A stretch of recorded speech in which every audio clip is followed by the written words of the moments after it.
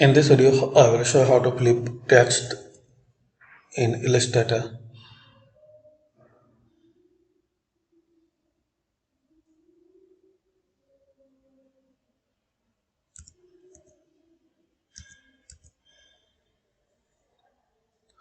So click on this reflect tool, double click on it.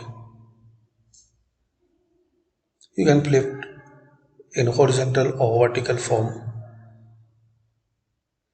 Also, you can select any particular angle.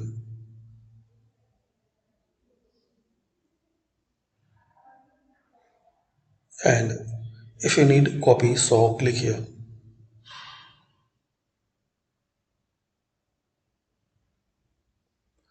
So these are options to flip text in Illustrator.